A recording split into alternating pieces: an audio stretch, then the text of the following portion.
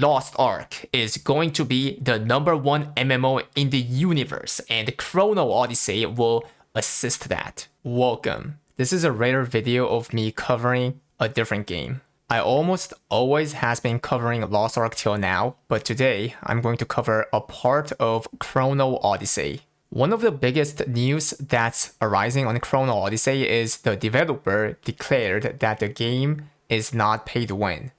I saw a Canon XO's video and this developer consistently claimed it would not be pay to win. My chat was having Sizo moment because there were KMMOs which declared the game is not pay to win on the interview, but then turns out to be pay to win when it was released.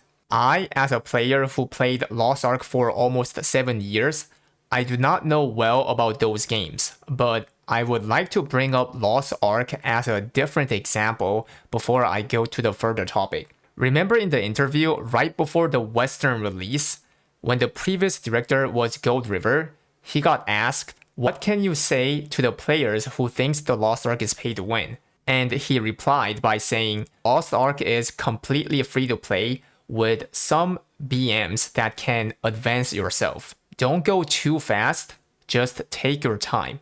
That's what he exactly said. So he didn't directly acknowledge that the game is pay to win. He went around on the question and rather emphasized that the game is playable without swiping. Not just Gold River, this kind of saying is common from Korea MMO developers.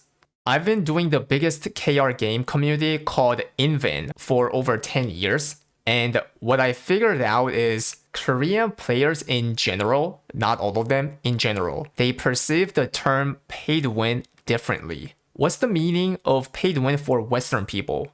If the game has any features that can give you power by swiping, then that's pay to win. But to the general Koreans, they think the game is pay to win only if you cannot have an access to the content without swiping.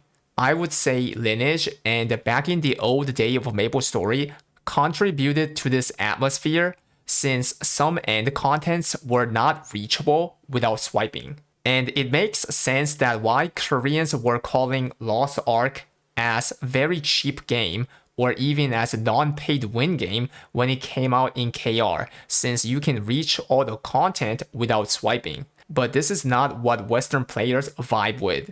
A lot of Western people want to play an actual non-paid win game. With that being said, I want to talk about Chrono Odyssey. The developer confirmed a couple times the game is not pay to win. He didn't go around, he directly said it.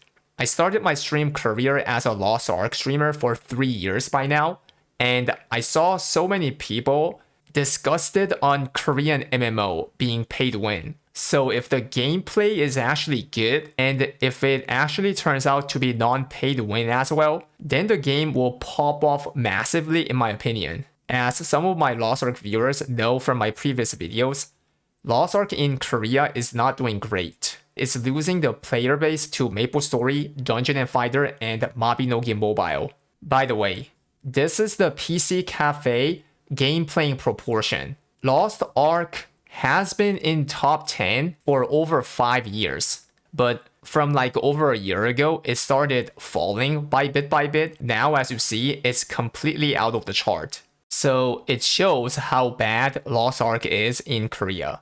In June 21st, Loa-on, which is a very big Lost Ark showcase, is taking place, but not much people are hyped for it since we know what are coming out. He shared a lot of future upcoming contents in the previous live streams already, and players are mad that a lot of them are something that can be implemented to the game quick. But Smilegate is holding all of them to unleash all at once in Loa-on. I personally don't think that's a great marketing since people are keep quitting until Loa-on, and it's hard to make people come back to the game once they lose them because that's how MMO works. MMO is really hard to keep up once you stop playing. Also, Chrono Odyssey CBT starts from 20 to 23rd, which overlaps with Loa-on. Bro, Lost Ark should come up with everything, like all the things that's covered and all the things that are not expected.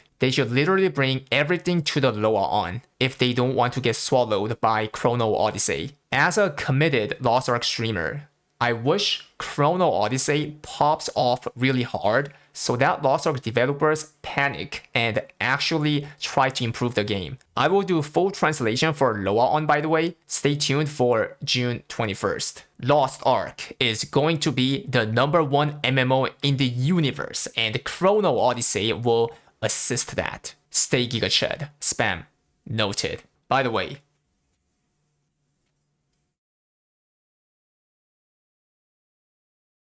do you like this? This is Nikkei figure, Bunny Soda and Red Hood. Not sponsored, by the way. 07.